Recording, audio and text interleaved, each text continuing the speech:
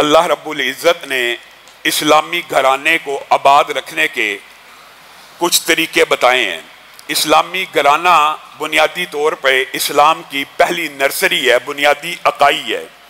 ایک اسلامی گھر جہاں سے علماء بھی پیدا ہو سکتے ہیں، جہاں سے فاسق و فاجر بھی پیدا ہو سکتے ہیں، وہ بنیادی اکائی ہے، وہ بنیادی یونٹ ہے جس کے اوپر معاشرے میں اسلام کا، مسلمانوں کا اور مستقبل کے اندر آپ کے حکمرانوں کا انتخاب کیا جاتا ہے۔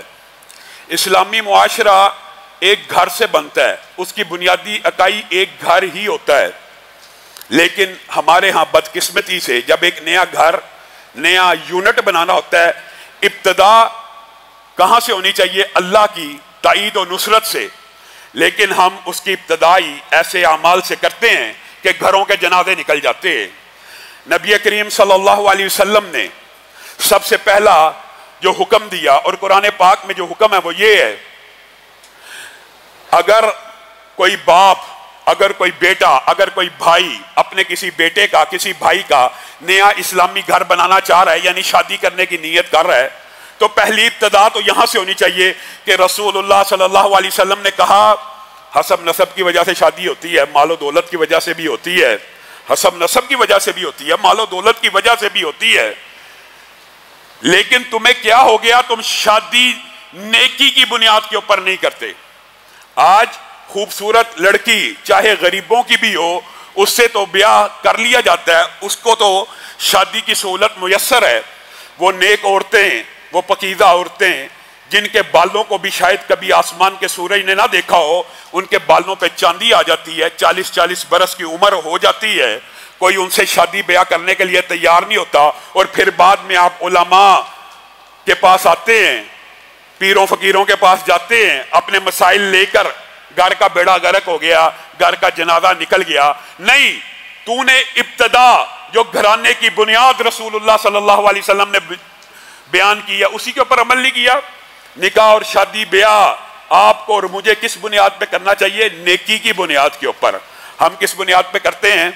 لڑکے کی انکم کتنی ہے؟ لڑکا امیر ہے، لڑکا مالدار گھرانے سے ہے، چونکہ میری بیٹی ناز و نام سے پلی ہے، ایک اچھے کھاتے پیتے گھرانے کی ہے، میں اس کے لیے صرف امیر لڑکا ڈھونڈ رہا ہوں، نہ سیرت دیکھ رہا ہوں، نہ کردار دیکھ رہا ہوں، اور بعد میں شادی کے 2 سال بعد جب پتہ لگتا لڑکا ایسا ایسا ایسا ہے، ایمانداری سے بتلائیے، تو نے کیا لڑکا نیک ڈھونڈا تھا؟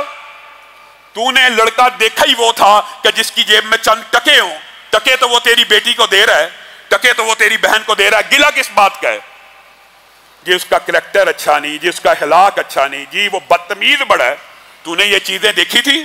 تو نے تو شادی جس بنیاد پہ کی تھی، تیرا وہ مقصد اللہ نے پورا کر دیا، اب تجھے گلہ نہیں کرنا چاہیے۔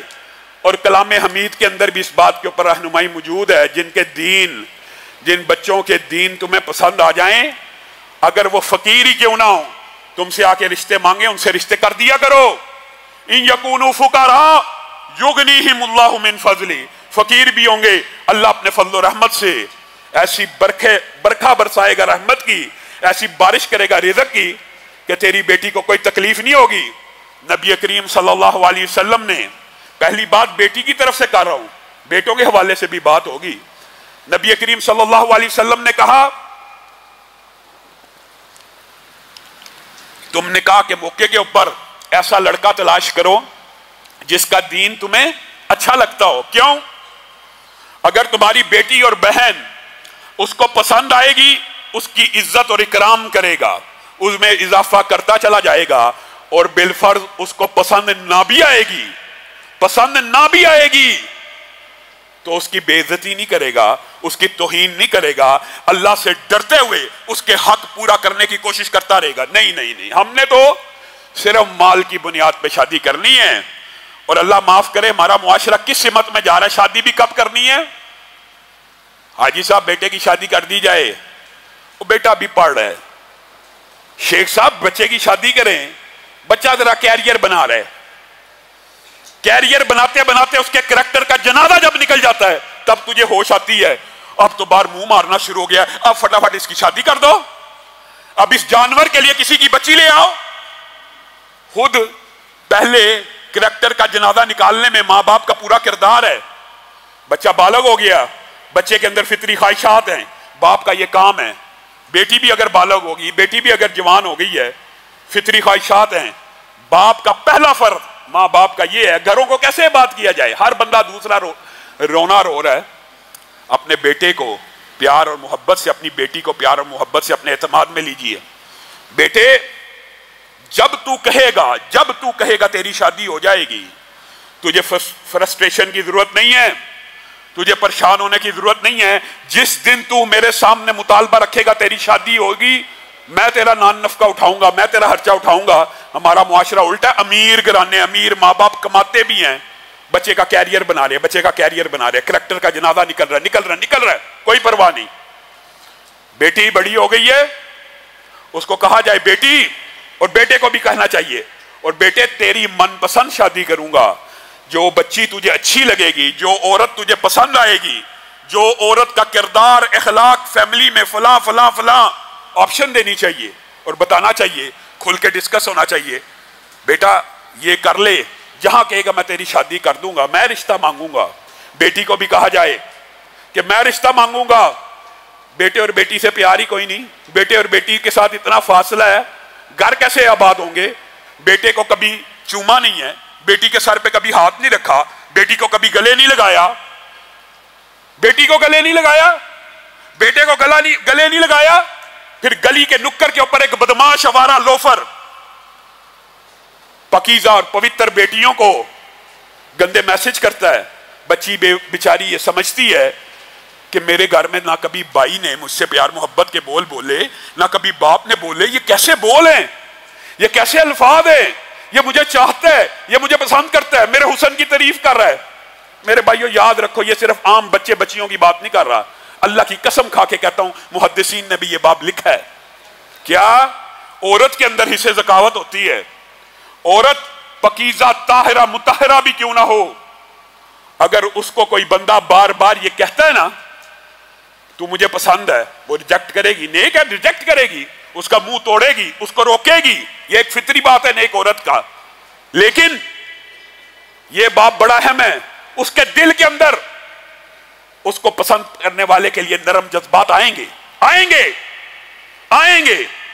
ये एक हिस्सा अल्लाह ताला ने औरत के अंदर भी रखी है, इसी तरह बच्चों के अंदर भी रखी है कि जो उनसे मोहब्बत करे, अल्फाज बोलता है। बच्चे को घर के अंदर सारी जिंदगी प्यार मोहब्बत नहीं मिला, बच्ची को नहीं मिला, फिर कोई गली का उबाश और आवारा बच्चा तेरी बेटी की ये मोहब्बतें उचक ले, तुझे अपने जमीर को भी टटोलने की जरूरत है, अपने जमीर को भी टटोलने की जरूरत है। हमने कौन सा खोल चढ़ाया हुआ है, हम किस मुआशरे में रहते हैं। हम अपने बच्चों को प्यार नहीं करते, हम अपनी बच्चियों के सर के ऊपर शफकत से हाथ नहीं रखते, हम उनसे ये बात डिस्कस नहीं करते। जाइए अपनी बेटी को, अपने बेटे को कह दीजिए, आज जाके ये इरादा करके जाइए, बेटे जहां कहेगा शादी करेंगे, बाहर कभी मुंह नहीं मारना, कभी किसी गैर महरम को मैसेज नहीं करना, किसी की तरफ नजर उठा के ना देखना। मैं तेरा बाप तेरा हलाल तरीके से निकाह करूंगा। बेटी को भी कहिए अल्लाह की कसम, बुराई के आगे बंद बांधने का सबसे पहला असूल और तरीका यही है। और जब जिबिली तकादे बढ़ते हुए महसूस हो, तब कैरियर का फिक्र ना करें, कैरेक्टर की फिक्र करें। कैरियर की क्या फिक्र है, कैरियर और रिज़्क तो अल्लाह ने देना, तूने पढ़ा के उसको कमाने के लायक बनाना है। तू जितना मर्जी पढ़ा ले, अल्लाह नहीं चाहेगा उसकी नौकरी नहीं लगने वाली। और तू 2 जमातें भी ना पढ़ा, अल्लाह चाहेगा तो रिज़्क़े हलाल की बारिश शुरू हो जाएगी। आज हमने हया का भी अजीबोगरीब मतलब निकाला हुआ है। हया भी हमारी अपने मुआशरे के एतबार से, हम बेटा बेटी तो दूर की बात है, मियाँ बीवी के हकूक के अंदर कितने हैं जिन्होंने अपनी बीवियों के साथ वो अल्फाज बोले हो जो सुन्नत से भी साबित हैं और सहाबा की सीरत से भी साबित हैं। हम में से कितने हैं जो हलाल और पकीदा बीवी है, उसके लिए जुबान से अगर प्यार के अल्फाज निकल गए सिर पे चढ़ जाएगी, हैं? प्यार के अल्फाज निकल के सिर पे चढ़ जाएगी। ये कौन सा मुआशरा है? नबी करीम सल्लल्लाहु अलैहि वसल्लम ने फरमाया, साहबा के माबैन बैठे हुए हैं, साहबा के अंदर बैठे हुए हैं, मजमा लगा हुआ है। अल्लाह के रसूल, आपकी नजर में धरती के ऊपर सबसे महबूब शख्सियत कौन सी है? कौन सी है आप? یہ خود ساختہ حیا آپ نے جو بنائی ہوئی ہے. نبی کریم صلی اللہ علیہ وسلم نے کہا عائشہ آپ اور میں, ہم میں یہ اخلاقی جرت ہے, ہم سے کوئی پوچھے بیوی کیسے لگتی ہے, اور بس گزارا ہی ہو رہا ہے, بس یہ بس اللہ کا ہی شکر ہے, اس کا احسان نہیں ماننا, اس کے بارے میں دو لفظ نہیں کہنے. اگر میں نے دوستوں میں کہہ دیا میری بیوی بڑی اچھی ہے, کھانا پکاتی ہے, گھر کے کام کرتی ہے, میرے ماں باپ کی خدمت کرتی ہے, یہ کہیں گے یہ رن مرید ہے معاذ اللہ, ایسے ایسے الفاظ ایجاد کیے ہیں معاشرے میں, اے بڈی دے تھلے لگا ہے. یہ ہمارا معاشرہ. رسول اللہ صلی اللہ علیہ وسلم کہہ رہے ہیں عائشہ. پھر پوچھا گیا نہیں نہیں نہیں نہیں اللہ کے رسول آپ سے یہ مقصود نہیں تھا پوچھنا, مطلوب یہ تھا مردوں میں آپ کو سب سے اچھا کون لگتا ہے. پہلے رسول اللہ سے پوچھا گیا دنیا کے اندر سب سے اچھا کون ہے. نبی کریم نے کیا حیا کی, نبی کریم نے کہا عائشہ میری بیوی مجھے اس وقت دھرتی کے اوپر سب سے زیادہ پیاری ہے. میں اور آپ جھجکتے ہیں, گھبراتے ہیں. آپ سے پوچھا گیا نہیں نہیں نہیں بیوی کے بارے میں, عورت کے بارے میں بات نہیں تھی, مردوں کے بارے میں سوال کرنا چاہتے تھے کہ مردوں میں سے سب سے اچھا آپ کو کون لگتا ہے. تو رسول اللہ صلی اللہ علیہ وسلم نے جو جواب دیا غور کرنا. کہہ سکتے تھے نا میرا سسر, کہہ سکتے تھے ثانی اثنین, کہہ سکتے تھے یار غار, کہہ سکتے تھے صدیق اکبر. آپ کو اور مجھے سمجھا کے گئے ہیں عائشہ کا باپ, عائشہ کا باپ. آپ اور میں نے کیسے گھر برباد کرنے ہیں, رونا روتے ہیں, گھر تباہ ہو رہے ہیں, گھر برباد ہو رہے ہیں. یہ تیرے اپنے ہاتھوں کی وجہ سے گھر تباہ ہو رہے ہیں, گھر برباد ہو رہے ہیں. تو نے اسلامی شریعت کے صرف ظاہری قوانین کو دیکھا اور ان کے پیچھے چلنا شروع کر دیا. تجھے یہ سمجھ نہ آئی کہ اسلامی شریعت تجھ سے مطالبہ کیا کرتی ہے, تجھ سے تقاضا کیا کرتی ہے. آج گھروں کے ٹوٹنے کا ایک بہت بڑا سبب یہ بھی ہے جناب ٹائم نہیں ہے. بیویاں بھی یہی گلہ کرتی ہیں لاما صاحب شوہر گھر سے نکلتا ہے, صبح رات کو آتا ہے, اس وقت تک ہم بھی تھک جاتی ہیں, کیسے ویلکم کریں, کیسے خوش آمدید کہیں. اس وقت تک تو اپنی کمر ٹوٹ جاتی ہے بچوں کو پال پال کے, بچوں کے منہ میں نوالے ڈال ڈال کے تھک جاتی ہیں. آپ ہمیں حدیثیں سناتے کہ وہ عورت دنیا کی سب سے اچھی عورت ہے کہ جب خاوند اس کو دیکھے تو اس کو خوش کر دے. کیسے کرے گی, تیار ہوگی, اچھے کپڑے پہنے ہوں گے, کوئی سج سنور کے کھڑی ہوگی, استقبال کرے گی, تبھی خاوند خوش ہوگا نا. خاوند صاحب صبح 8 بجے گھر سے جاتا ہے, رات 10 بجے آتا ہے, اور اس وقت بھی اس کو چاہیے کہ بیوی الرٹ کھڑی ہو. یہ تو نے خود ساختہ ٹائم مینجمنٹ کا فلسفہ بنایا ہوا ہے. نبی کریم صلی اللہ علیہ وسلم سے زیادہ قیمتی ٹائم کسی کا نہیں ہے. اور نبی کریم صلی اللہ علیہ وسلم کی پوری زندگی کا معمول تھا, پوری زندگی کا. ایک وقت میں 9 بیویاں بھی تھیں, پوری زندگی کا معمول تھا. صبح فجر کے بعد ہر بیوی کے پاس گئے ہیں, ایک دن میں صبح فجر کے بعد 9 بیویوں کے پاس. اور یہ وقت امہات المومنین کہتی ہیں کچھ مختصر ہوتا تھا, لیکن عصر کے بعد جب 9 بیویوں کے گھروں میں جاتے تھے تو عصر سے مغرب ٹائم تک اپنی بیویوں سے ان کی ضروریات کے بارے میں, ان کی حاجات کے بارے میں دریافت کیا کرتے تھے اور وقت دیا کرتے تھے. تو اور میں نبی کریم سے زیادہ ہمارا ٹائم قیمتی ہو گیا ہے. نبی روزانہ 2 وقت, جہاد بھی ہے, ریاست کے امور بھی ہیں, صحابہ بھی ہیں, ہر کام ہے کہ نہیں ہے, اس کے باوجود 2 ٹائم مختص کیے ہوئے ہیں. فجر کے بعد سب کی ضروریات کا پتہ کرنا ہے, عصر کے بعد ان کا ہاتھ بھی بٹانا ہے. اور آج اگر یہ بات کی جائے نا, یقین مانیے ہم میں سے شاید ہی کوئی ہو, اور اگر ہوگا بھی تو بڑا شرمندہ اقرار کرے گا. کوئی ایک بندہ ایسا بیٹھے جس نے اپنے گھر میں اپنی بیوی کی موجودگی میں جھاڑو لگایا ہو, کوئی ایک نہیں بیٹھا ہوگا. نبی کریم صلی اللہ علیہ وسلم اپنی بیویوں کا صفائی میں بھی ہاتھ بٹایا کرتے تھے. کیا آپ ان سے بڑے ہو گئے ہیں؟ آج یہ کام کوئی کر کے دیکھ لے, اس کو تو شاید اس کے رشتہ دار ہی نہ جینے دیں, نئی بڈھی سے تھلے لگ گئے ہیں. سبحان اللہ. جو عورتوں کے کاموں میں ہاتھ بٹائے گا اس کو یہ تانے دیے جائیں گے. نبی کریم صلی اللہ علیہ وسلم سے صحیح سند سے ثابت ہے, نبی کریم گھر داری کے امور کے اندر بھی اپنی ازواج کا ہاتھ بٹا دیا کرتے تھے. گھر داری کے امور کیا ہوتے ہیں؟ آٹا, صفائی, سلائی. نبی کریم صلی اللہ علیہ وسلم جب اپنی کسی زوجہ کو سوئے ہوئے دیکھتے تھے, یہ بھی صحیح سند سے بات ثابت ہے. ہم نے نبی کی سیرت پڑھی ہے, عمل نہیں کرنا. صحیح حدیث سے ثابت ہے نبی کریم صلی اللہ علیہ وسلم اپنی کسی زوجہ کو جب وہ سو جاتی, جب وہ سو جاتی آواز نیچے دیتے، دینا جائز ہے، دینے کی اجازت ہے، لیکن ان کی سیرت اس سے مختلف تھی۔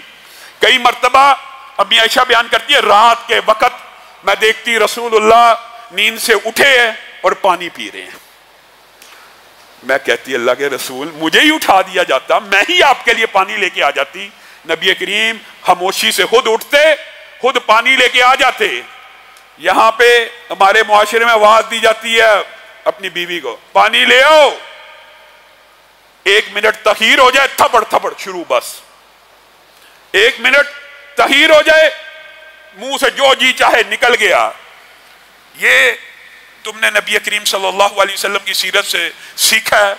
خیرکم لأہلہ، تم میں سے بہترین شخص، رسول اللہ کہہ رہے ہیں مولوی نہیں، تم میں سے بہترین شخص وہ ہے جو اپنے گھر والوں کے لیے، اپنی بیوی کے لیے سب سے بہتر ہے۔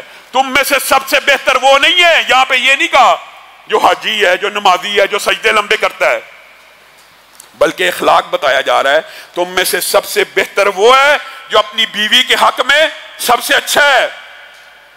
وَأَنَا خَيْرُكُمْ لِأَخْلِي، اور میرے سے اچھا اپنی بیویوں کے لیے تم میں سے کوئی بھی نہیں ہے۔ یہ رسول اللہ کا مقام ہے، یہ ان کا مرتبہ، یہ ان کا تو اخلاق ہے، لیکن ہم اگر ان کا پورا اخلاق نہیں اپنا سکتے کچھ تو اپنائیں۔ نبی کریم صلی اللہ علیہ وسلم نے فرمایا بیوی کا یہ حق ہے پہلا کہ جو تو کھائے وہ اس کے منہ میں ڈالے۔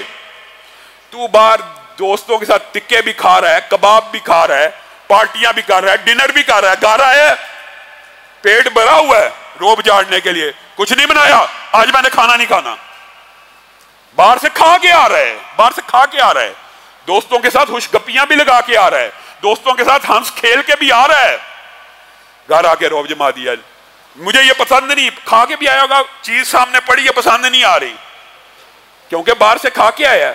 تیرے پہ فرض ہے جو تو کھائے اپنی بیوی کے منہ میں بھی وہ نوالا ڈالے۔ صحابہ نے پوچھ لیا اچھا اس کے منہ میں نوالا ڈالنے کا کیا فائدہ ہے؟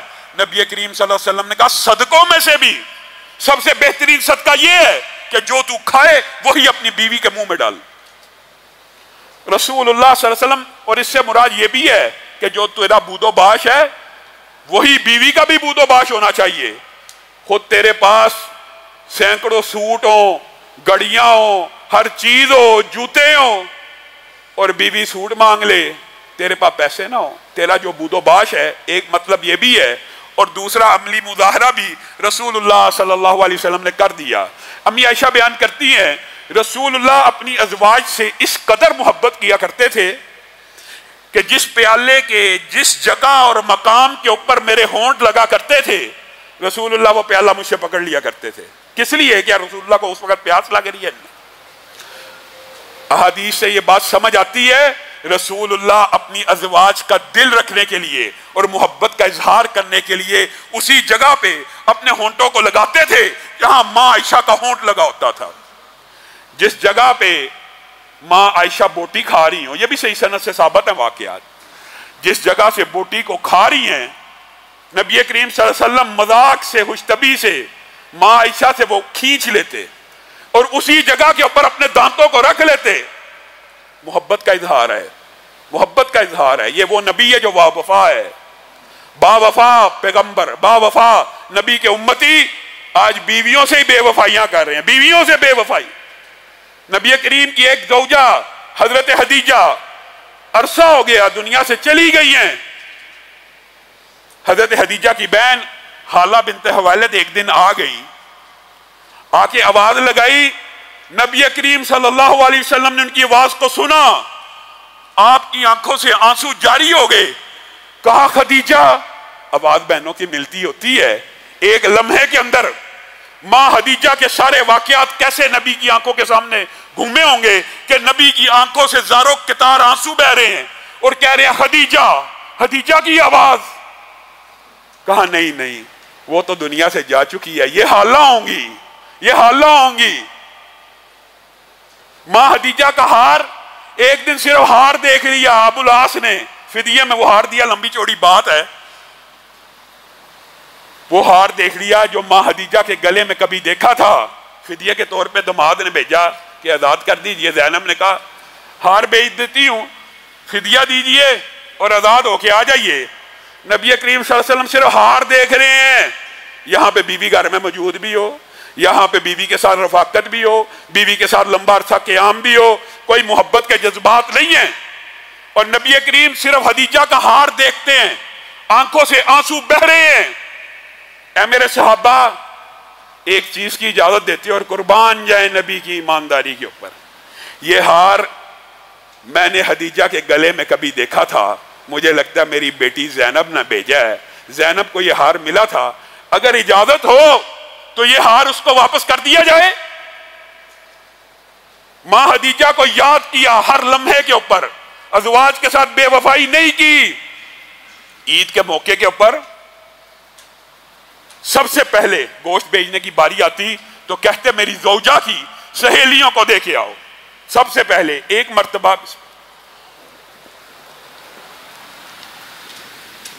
ایک عورت آئی، نبی کریم نے بڑا اکرام کیا، اس کے لیے چادر بچھائی، اس کو بڑا ویلکم کیا۔ صحابہ نے پوچھ لیا اے اللہ کے رسول، یہ عام معاملہ ہم نے نہیں دیکھا، عام معمولات آپ کے ایسے نہیں ہیں، یہ آج آپ نے کچھ ایکسٹرا اس کو پروٹوکول دیا، مفہوم آپ کے سامنے رکھ رہا ہوں۔ ہاں، ازواج مطہرات نے پوچھ لیا کون ہے، اتنی عزت اتنی احترام؟ کہا ہاں میں تمہیں بتاتا ہوں وجہ، یہ وہ عورت ہے کہ جب میں خدیجہ کے ساتھ مکہ میں رہا کرتا تھا تو خدیجہ سے ملنے آیا کرتی تھی، بس خدیجہ سے ملنے آیا کرتی تھی ایک عورت، اس کا یہ اکرام کیا جا رہا ہے، اور یہاں بیوی کا ماں باپ بھی آ جائے، کیا رویہ ہوتا ہے؟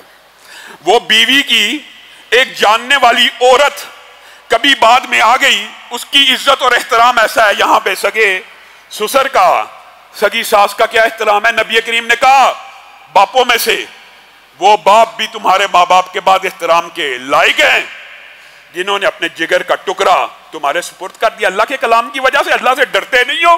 اللہ کے کلام کی وجہ سے وہ نازک آپ جینے، وہ ناز و نعم میں پلی ہوئی بیٹیاں جن کے باپ، محدثین نے لکھا اللہ کی قسم، محدثین نے کہا اسلام نے ہمیں اتنا رقیق القلب کر دیا، کبھی اتنی شکاوت تھی کہ بیٹی کو زندہ درگور کر دیا کرتے تھے، آج دل میں اتنی نرمی ہے، اگر ہمارے اوپر بیٹیوں کی شادی فرض نہ ہو تو ہم کبھی اپنی بیٹیوں کی شادی نہ کریں۔ محدثین کے یہ الفاظ ہیں، چونکہ فرض ہے، وہ باپ کے گھر میں پلی ہوئی لاڈلی ناز و نام میں آج اس کا باپ آ جائے، آج اس کی ماں آ جائے، دو گالیاں اس کو بھی، دو گالیاں ان کو بھی، کیا تمہارے نبی کا یہ اسوہ ہے؟ نبی کا اسوہ کیا ہے؟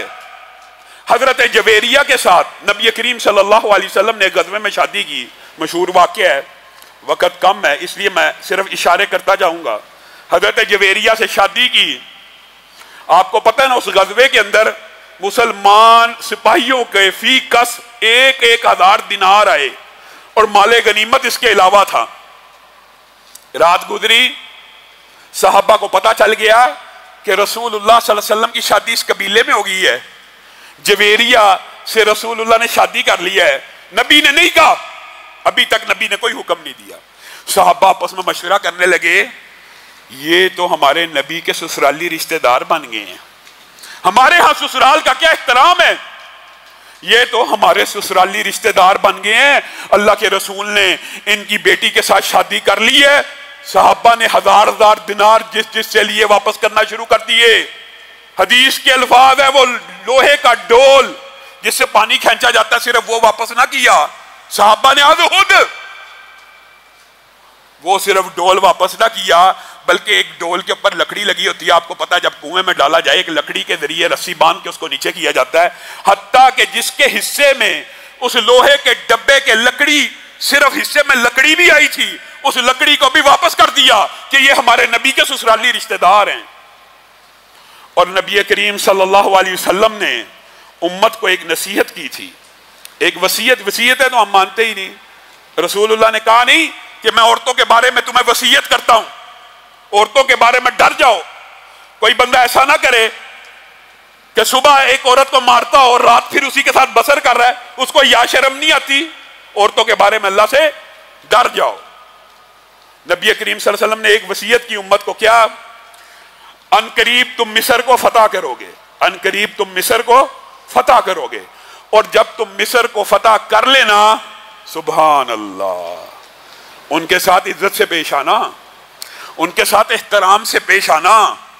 اے اللہ کے رسول، ان کے ساتھ عزت سے پیش آئیں۔ کوئی خاص بات ہے؟ کبھی کسی اور قوم کے بارے میں آپ نے نہیں کہا، مصریوں کے ساتھ آپ کہہ رہے ہیں عزت سے پیش آنا، احترام سے پیش آنا۔ تو نبی کریم صلی اللہ علیہ وسلم نے کہا جی ہاں، جب ان کو فتح کرنا، ان کی عزت کرنا، ان کی تکریم کرنا۔ اللہ کے رسول وجہ بھی بتا جائیے، وجہ بھی رسول اللہ نے بتا دی، ان کی تمہارے نبی کے ساتھ سسرالی رشتہ داری ہے۔ اب بتائیے، یہاں پہ رکیے، کون سی سسرالی رشتہ داری؟ کون سی سسرالی رشتہ داری؟ محدثین نے لکھا ایک تو ماریا قبطیہ جو تھی مصر سے آئی تھی، اور بعض محدثین نے کہا اس طرف شاید اشارہ نہ ہو، اور اشارہ اس طرف ہو کہ ماں ہاجرہ ابراہیم سے بیاہی گئی تھی، اور ماں ہاجرہ کہاں سے آئی تھی؟ مصر سے آئی تھی۔ تو نبی کریم صلی اللہ علیہ وسلم نے امت کو نصیحت کی، وہ تمہارے نبی کے سسرالی رشتہ دار ہیں۔ عمر بن العاص نے جب مصر کو فتح کیا، باج گزار کھڑے ہیں، فاتح کی کوئی اور شان ہوتی ہے، مفتوح کی کوئی اور ہوتی ہے۔ عمر بن العاص کہہ رہے ہیں یہ جس کا باغ ہے اس کو واپس دیا جائے، یہ جس کا کھیت ہے اس کو واپس کر دیا جائے، آج کے بعد اس کھیت کا تو ہی رکھوالا، اتنا ٹیکس دے دیا کری، اور ٹیکس بھی تجھے 90% معاف کرتے ہیں، 10% دے دیں، کسی کو 5% کا۔ وہ حیران رہ گئے کہ یہ کیسا فاتح آیا ہے، ہماری زمینیں ہمیں ہی واپس کر رہا ہے، اس کے اندر بھی 5%، 2%، وہ جو سارا ٹیکس ہے وہ بھی معاف کرتا چلا جا رہا ہے، یہ کیسے ممکن ہے؟ ان کے بڑے بڑے پادری ابو مریم اور دوسرا لاٹ پادری آ گیا، کہنے لگا مذاق تو نہیں کر رہے، سچ کہہ رہے ہو؟ جگیر واپس، زمینیں واپس، ٹیکس معاف؟ فتح کیوں کیا پھر؟ کس کام کے لیے آئے تھے؟ کیوں فتح کرنے آئے تھے؟ فتح کر لیا، بندہ زمین کے لیے ہی کرتا ہے، کوئی ایک اگلی قوم نے تو یہی کہنا نا، کس لیے پھر فتح کیا تھا؟ زمینیں بھی واپس کر دی، ٹیکس بھی نہیں لگا رہے، جزیہ بھی نہیں لے رہے، فتح کیوں کیا تھا؟ عمر بن العاص نے کہا کہ ہمارے رسول نے فتح کیا لیکن تم سے نرمی کر رہے ہیں، کیونکہ ہمارے رسول نے ہمیں یہ نصیحت کی تھی کہ جب مصر کو فتح کرنا تو ان کا اکرام کرنا۔ ابو مریم چونک اٹھا، کہا سچ بتائیے، یہ نبی کی وصیت ہے کس لیے ہے؟ سارا واقعہ بتایا کہ نبی نے کہا میری ان کے ساتھ سسرالی رشتہ داری ہے۔ ابو مریم کے منہ سے الفاظ اللہ نے نکلوانے تھے، لاٹ پادری کی آنکھوں میں آنسو ہیں۔ ابو مریم سب کے سامنے دربار میں کھڑا ہو کے کہتا ہے یہ وصیت، یہ نصیحت کوئی پیغمبر اور رسول ہی کر سکتا ہے۔ اس کی عوام نے جب یہ الفاظ اپنے ہی پادری کے منہ سے سنے تو صحیح روایات کے الفاظ ہیں آدھا مصر اسی دن مسلمان ہو گیا۔ بتائیے، یہ آپ کے نبی کا اسوہ اپنے ساس اور سسر اور سسرالی رشتہ داروں کے بارے میں یہ ہے، اور میری تیری نظر میں وہ پاؤں کی جوتی بھی نہیں ہے، اور اس کے اندر کچھ معاملات ہمارے برے صغیر پاک و ہند کے بھی ہیں۔ ہمارا ایک عزت و احترام کا رشتہ ہوتا ہے، بردر ان لا، بیوی کا بھائی، عزت کا رشتہ ہے، لیکن اس کا نام جو اردو میں پنجابی میں لیا جاتا ہے سالہ، اور اسی لفظ کو گالی کے طور پہ استعمال کیا جاتا ہے، شرم نہیں آتی۔ یہ برے صغیر پاک و ہند کی بھی کچھ قباحتیں ساتھ چلی آئی ہیں، اخلاقی طور پہ بہت سی قباحتیں ہیں۔ نبی کریم صلی اللہ علیہ وسلم نے کہا کبھی اپنی بیوی کے منہ پہ مت مارنا اگر کبھی حاجت پڑ گئی، ضرورت پڑ گئی، لیکن ہمارے ہاں قرآن پاک کی اس آیت کو بھی الٹی سمت سے سمجھا گیا ہے۔ ہر چیز الٹی ہے نا، اپنی مرضی ہے، اپنی مرضی ہے نا۔ قرآن پاک میں کیا ہے؟ وَعِذُوهُنَّ، پہلا حکم کیا تھا؟ وَعِذُوهُنَّ ہے، پہلا حکم تو یہ تھا کہ ان کو وعظ و نصیحت کی جائے، ان کو لیکچر سنائے جائیں، انہیں دین کی تربیت دی جائے۔ کوئی عورت خاوند کی اطاعت نہیں کرتی، پہلا حکم اللہ نے کیا دیا کہ ان کو نصیحت کرو، ان کو پیار سے سمجھاؤ، ان کو محبت سے سمجھاؤ۔ وعظ و نصیحت میں جبر ہوتا ہے، ظلم ہوتا ہے، تشدد ہوتا ہے۔ وعظ کس کو کہتے ہیں؟ نصیحت کس کو کہتے ہیں؟ قول نرم کو، قول لین کو، قول محبت کو۔ فرعون کے لیے بھی قول لین ہے۔ یہاں پہ اللہ نے حکم دیا وَعِذُوهُنَّ، پہلے پیار محبت سے ایک لمبا عرصہ ان کی ٹریننگ تربیت کرنے کی کوشش کر لو، پھر وَهْجُرُوهُنَّ فِي الْمَضَاجِعِ، نہ سمجھیں، اگر اطاعت نہیں کر رہی، بات نہیں مان رہی، ان کو گھر سے مت نکالو، ان کو اپنے گھر میں رکھتے ہوئے ان سے موڈ بنا لو، ان سے بستروں کو علیحدہ اس طرح کر لو کہ اس کو احساس ہو کہ میرا خاوند میرے سے ناراض ہے۔ اور پھر آخر میں کیا کہا؟ وَضْرِبُوهُنَّ۔ لیکن یہ قرآن پاک کا جو تیسرا حکم ہے ہم نے پہلے نمبر پہ رکھا ہوا ہے۔ پہلے مارتے ہیں پھر وعظ و نصیحت کرتے ہیں۔ اللہ تعالیٰ نے قرآن پاک میں اس کو آخری آپشن بتایا، آخری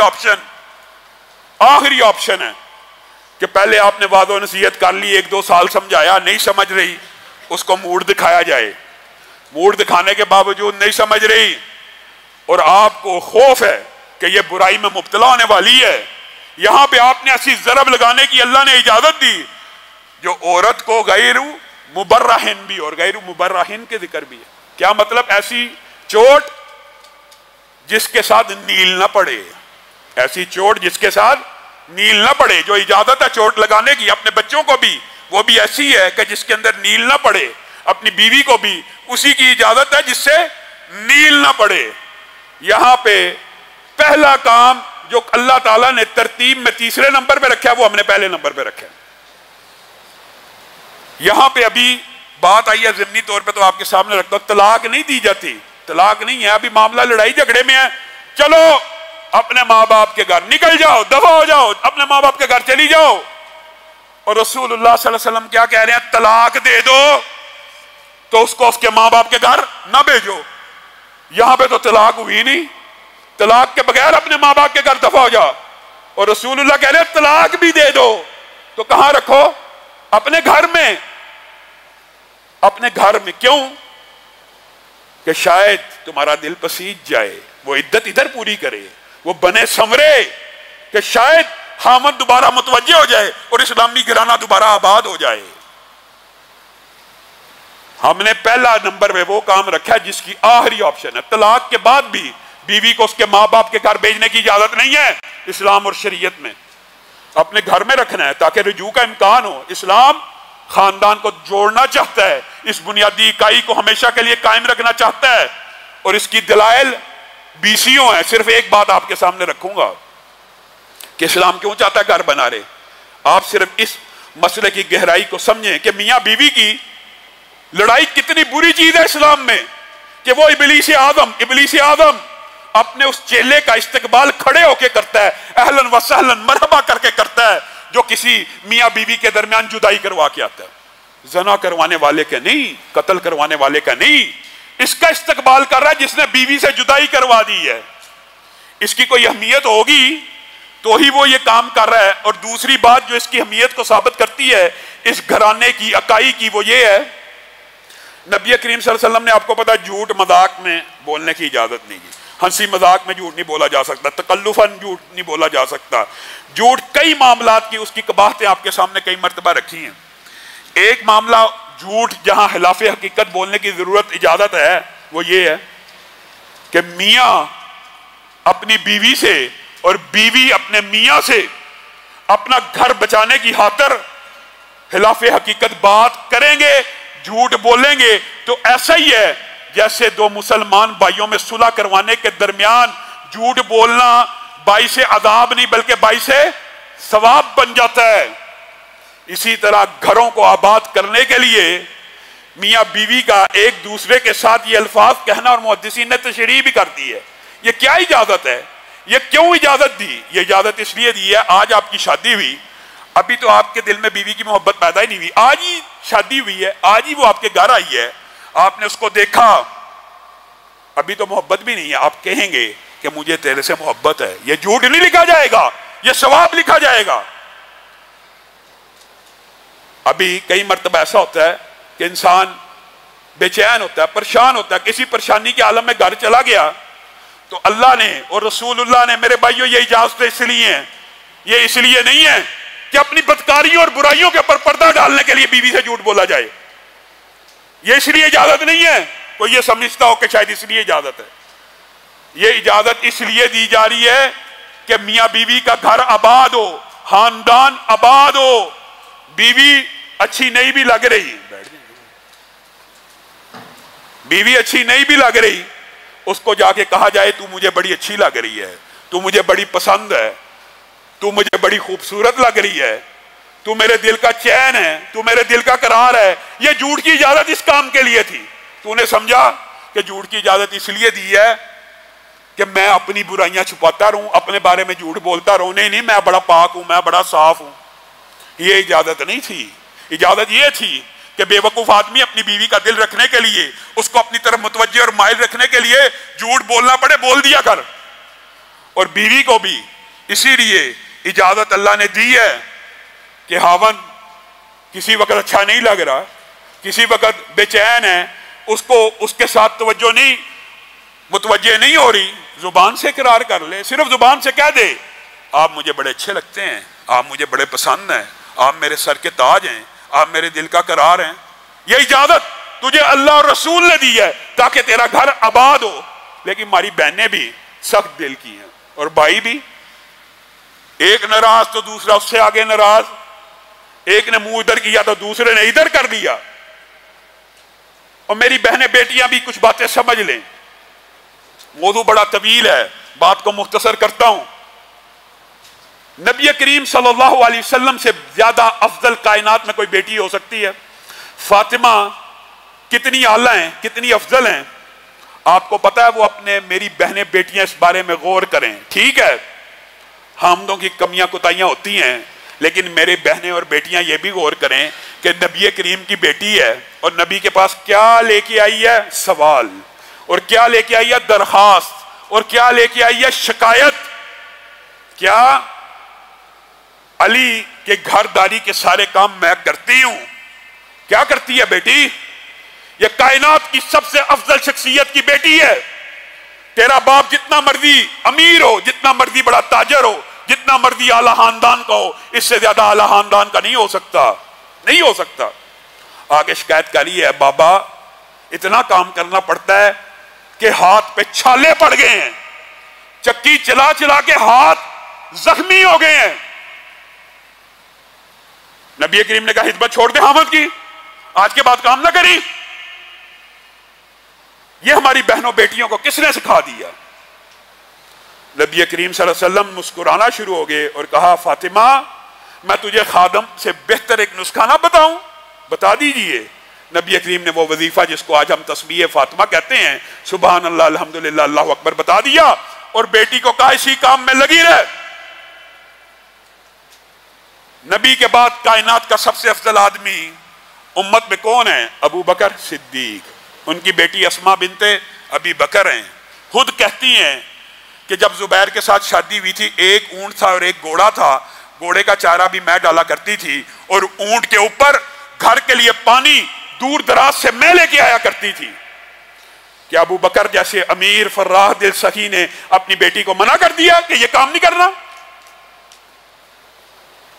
نبی کریم صلی اللہ علیہ وسلم کے بعد ایک صحابی آ گیا اپنی پھوپھو کو لے کے، اپنا مسئلہ بتایا. اس کے بعد نبی کریم نے کہا اے عورت میری بات یاد رکھی، تیرا خامن تیری جنت ہے، تیرا خامن تیری دوزخ ہے. تیرا خامن تیری جنت ہے، تیرا خامن تیری دوزخ ہے. ہماری بہنیں بیٹیاں یہ بھی تو سمجھیں، یہ بھی تو اسی رسول کا فرمان ہے نا.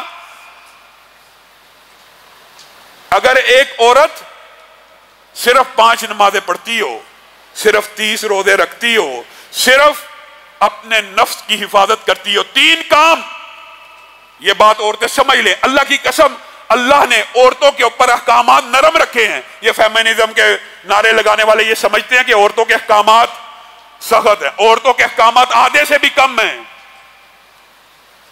اور یہ بھی ہام ہاں کا پراپوگنڈا جی اسلام میں عورت کو، یہ دیکھیں جی یہ 4 رشتے ہیں عورت کے اسلام میں اور وہی رشتے بدلتے بھی رہتے ہیں. ان 4 رشتوں میں 3 جگہ کے اوپر اللہ نے عورت کو فضیلت دی ہے. ماں باپ میں سے کون افضل ہے سب جانتے ہیں. ماں کتنے گنا؟ 3 گنا زیادہ. 3 مرتبہ ماں، 1 مرتبہ باپ. کبھی کسی فیمنزم کا یہ سنا ہے؟ کبھی نہیں اسلام کی خوبی بیان کریں گے. ماں باپ میں سے اسلام میں ماں افضل ہے، بہن بھائی میں سے بہن افضل ہے، بیٹے بیٹی میں سے بیٹی افضل ہے. کہ جس کی کفالت کے اوپر جنت کا اجر و ثواب ہے، بیٹے کی کفالت کے اوپر ہے. بیٹیاں ویسے بھی باپ کی زیادہ وفادار ہوتی ہیں اور بیٹیاں ہی افضل ہیں. 3 مقامات کے اوپر عورت افضل ہے, عورت کو سکون نہیں. ایک مقام کے اوپر اللہ تعالیٰ نے الرجال قوامون علی النساء کہہ دیا تو ان کو تکلیف پڑ گئی کہ خامند اور بیوی کے اندر خامند افضل کیوں ہے, یہ ان کو تکلیف ہے. اللہ نے وہ بھی بیان کر دیا. ایک تو اللہ نے کہا یہ فضیلت اللہ نے دی ہے, اور دوسری وَبِمَا أَنفَقُوا, کیونکہ عورت کی ذمہ داری باہر تجارت کاروبار کرنا نہیں ہے, مرد نے کما کے لا کے اس کے منہ میں ڈال لیں. اسی لیے نبی کریم صلی اللہ علیہ وسلم نے کہہ دیا تھا جو خامند کی ناشکری ہے وہ اللہ کی ناشکری ہے. جہنم میں وہ عورتیں بھری پڑی ہیں جن کو خامند ایک عرصہ کھلاتا پلاتا احترام کرتا عزت کرتا ہے, ایک دن ان سے ناراض ہو جائیں تو کہہ دیتی ہیں ہم نے اس بندے سے کبھی خیر ہی نہیں دیکھی, یہ بندہ تو شروع سے ہی ایسا ہے, یہ بندہ ہر روز جس دن سے میں اس گھر میں آئی ہوں ہر روز اس کا یہی کسب ہے. ہر روز چاہے گے کسب یہ ہو بھی نہ, اچھی زندگی بھی گزری ہو. نبی کریم نے کہا اس عورت کے اوپر اللہ نظر رحمت نہیں کرے گا کہ وہ عورت جو اپنے خامند کے بغیر رہ بھی نہیں سکتی, دل سے محبت بھی کرتی ہے, اوپر سے ڈائلاگ بول رہی ہے. اللہ تو کہہ رہے ہیں, رسول اللہ تو کہہ رہے ہیں تو جھوٹے ڈائلاگ محبت کے بول لے, اور تو دل سے محبت کرتی ہے اور منہ سے جھوٹ کہتی ہے کہ میں نے خامند سے خیر نہیں دیکھی. اللہ تعالیٰ اس عورت کی طرف نظر رحمت نہیں کرے گا. یہ بھی حدیث کے الفاظ ہیں کہ جس خامند کے بغیر رہ بھی نہیں سکتی اسی کی ناشکری کرتی جاتی ہے. حضرت ابو سعید خدری کی حدیث میں یہ بات ثابت ہے کہ ایک باپ ایک صحابی اپنی بیٹی کو لے آئے, اللہ کے رسول میں جہاں شادی کرنا چاہتا ہوں یہ میری بیٹی وہاں نہیں کرنا چاہتی. رسول اللہ نے پوچھ لیا کہ کیا آپ وہاں شادی نہیں کرنا چاہتی؟ بیٹی نے کہا یہ بات نہیں ہے کہ میں شادی نہیں کرنا چاہتی, آپ خامند کے جو حقوق بیان کرتے ہیں میں اس سے گھبراتی ہوں. آپ نے یہ بات تک کہہ دی ہے, رسول اللہ نے یہ بات بھی کہی ہے, بیٹی کے الفاظ اس حدیث میں موجود نہیں ہے لیکن آپ کو مفہوماً سمجھا رہا ہوں کہ آپ خامند کے حقوق بیان کرتے ہیں. رسول اللہ نے کہا اگر اسلام کے اندر سجدہ جائز رہتا تو میں سب سے پہلے بیوی کو حکم دیتا کہ خامند کو کیا کر, تعظیم کا عبادت کا وہ بھی نہیں, لیکن جائز ہی نہیں ہے. کہاں آپ اتنے خامندوں کے حقوق بیان کرتے ہیں تو مجھے بتائیے خامند کا حق کیا ہے, سچ سچ بتائیے. نبی سے پوچھ رہی ہے. نبی کریم نے کہا بیٹی اگر تو یہ بات پوچھتی ہے تو سچی بات یہ ہے کہ خامند کا حق اتنا زیادہ ہے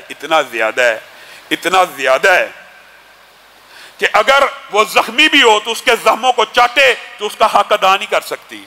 تو وہ بچی گھبرا گئی, کہا اللہ کے رسول اسی لیے میں شادی نہیں کرنا چاہتی کیونکہ میرے اندر یہ حص اتنی اطاعت و فرما برداری کی موجود نہیں ہے. تو رسول اللہ صلی اللہ علیہ وسلم نے اس کے باپ کو کہہ دیا تھا اس بچی کی شادی اس کی مرضی کے بغیر نہ کرنا. بچیوں کی شادی ان کی مرضی کے بغیر نہیں کرنی چاہیے. جب تک بچی کو واقعی کوئی ایسا بندہ آپ رشتہ لے کے آئیں اس کو جو پسند آئے اسی کے ساتھ کیا کیجئے, ورنہ دل کے اوپر پتھر رکھنا مشکل ہو جاتا ہے. اور جو حدیث میں نے آدھی سنائی ہے, عورت صرف 3 کام کرے, صرف 5 نمازیں پڑھے, یہ احکامات مختصر ہیں عورت کے لیے, صرف رمضان کے روزے رکھے, صرف اپنے نفس کی حفاظت کرے, اور چوتھی شرط کیا ہے یہ صرف ایک شرط, اور اپنے خامند کی اطاعت کرے. بس نبی کریم نے یہ اعزاز کس کو دیا ہے دنیا کے اوپر نام لے کے؟ ایک بندے کو ہی دنیا میں دیا ہوا ہے نا, ابو بکر تو کل قیامت کے دن کھڑا ہوگا, جنت کا ہر دروازہ پکار رہا ہوگا اے ابو بکر ہم سے داخل ہو جائیے. ایک بندے کو دیا نا نام لے کے, لیکن نبی کریم نے یہ اعزاز امت کی ہر بیٹی کو دیا ہے جو چاہتی ہے کہ کل قیامت کے دن جنت کے 8 دروازے اس کو پکاریں. وہ یہ 3 کاموں کے بعد چوتھا کام کیا کرے؟ اپنے خامند کی اطاعت کرے, پھر جنت کے جس دروازے سے چاہے داخل ہو جائے. اور محدثین نے اس کے نیچے حدیثیں لائے ہیں, صرف اشارہ کر کے اپنی بات کو ختم کرتا ہوں. وہ کیا؟ باب جہاد بھی تو ہے, عورت نے جہاد کیا نہیں, باب جہاد کیوں پکار رہا ہوگا؟ یہ بات محدثین جو لکھتے ہیں نا ان کے نکتے ہوتے ہیں. اس لیے کہ خامند مجاہد ہے, خامند تجارت کر رہا ہے, خامند ہر کام کر رہا ہے, یہ صرف خامند کی اطاعت کر رہی ہے. جو اجر و ثواب خامند بار محنت مزدوری کر کے کما رہا ہے, یہ عورت گھر بیٹھے صرف اس کی اطاعت کر کے کما رہی ہے. اطاعت کرے گی تو کمائے گی نا, اطاعت کرے گی تو کمائے گی. تو میری بہنیں بیٹیاں افراط و تفرید سے بھی بچیں میرے بھائی، عورتوں کے اوپر ظلم کرنے سے بھی بچیں۔ اور نبی کریم صلی اللہ علیہ وسلم نے یہ بھی کہہ دیا کہ کوئی مومن مرد اپنی بیوی کا بغض اپنے دل میں نہ رکھے، بغض نہ رکھے، بغض رکھنے کے باوجود اس کے اوپر گھیرا تنگ کر کے اس کو زبردستی گھر میں رکھا ہوا ہے کہ اس کو ٹیز کرنا ہے، اس کو اذیت دینی ہے۔ جب کبھی ایسا مقام آ جائے تو عزت احترام کے ساتھ، جو اللہ تعالیٰ نے سب سے ناپسندیدہ فعل طلاق کا موقع آ جائے، اس وقت بھی احسان کر کے، نیکی کر کے عورتوں کے ساتھ معاملہ کرنا ہے۔ بعض عورتیں یہ سمجھتی ہیں یہ جی حدیث میں جی عورت پسلی سے پیدا ہوئی۔ نبی کریم صلی اللہ علیہ وسلم کیا چاہتے ہیں عورت کے بارے میں؟ نبی کریم یہ سمجھا رہے ہیں کہ عورت تیری پسلی سے پیدا ہوئی ہے، تیرا کام، تیرے ڈیوٹی اللہ نے یہ نہیں لگائی تو اس کو سیدھا کر، نہیں لگائی، یہ تیری ڈیوٹی۔ عورت کو اس کے ٹیڑھ پن کے ساتھ قبول کرنا یہ تیری ڈیوٹی ہے۔ تو کہتا ہے یہ ٹیڑھی ہے، میں انہوں سیدھا کر کے ہی چھڑنا، نہیں کر سکتا تو سیدھا۔ نبی کہہ رہا ہے، نبی کہہ رہے ہیں کہ جو اس کو سیدھا کرنے کی کوشش کرے گا پھر وہ توڑ ڈالے گا، یعنی رشتہ بھی ٹوٹنے کا امکان ہے، اس کا دل بھی ٹوٹ جائے گا۔ کس قدر ظالم ہیں وہ لوگ کہ جنہوں نے جوانی اور حسن کا وقت اپنی بیوی کے ساتھ گزارا، آج بیوی بوڑھی ہو رہی ہے، آج حسن مان پڑ رہا ہے، آج اس کو ضرورت ہے تیری، اور تو کہہ رہا ہے دفع ہو جا، اپنے گھر چلی جاؤ، اب تیری شکل مجھے اچھی نہیں لگتی، جوانی اس نے ساری تیرے ساتھ بتا دی، اب تجھے وہ اچھی نہیں لگتی، کم از کم اس کے احسانات کا بدلہ اس طرح تو دے کہ عمر بھر اس کے ساتھ رفاقت نبھا۔ اور ایک بات جو بڑی طلح ہے وہ بات کہہ کے اپنی بات کو ختم کروں گا، یہ کسی بہن بیٹی کو کبھی ہضم نہیں ہو سکتی، کبھی نہیں ہوتی ہی نہیں، جتنا مرضی مولوی کہہ لیں سمجھا لیں، یہ نہیں ہضم ہونی، یہ ہمارے معاشرے کا بھی علم ہے۔ ہماری بہنیں بیٹیاں اس بات کے اندر تو صبر کر جاتی ہیں کہ ہمارا خاوند باہر منہ مار رہا ہے، غیر محرم سے چیٹ کر رہا ہے، غیر محرم سے بات کر رہا ہے، یہ تو برداشت کر لیتی ہیں، لیکن یہ برداشت نہیں کرتی کہ وہ خاوند حلال طریقے سے پاکیزہ اور طیب اور طاہر کلمے کے ذریعے کسی عورت کو اپنے گھر میں لے آئے۔ نبی کریم نے کہا کیا ہو گیا؟ نہیں وہ تیرا نوالا کھینچتی، نہیں وہ تیری روٹی کے اوپر ڈاکہ ڈالتی، اپنا رزق لے کے آئے گی، تیرے سالن میں شامل ہو جائے گی، تجھے کوئی فرق نہیں پڑے گا۔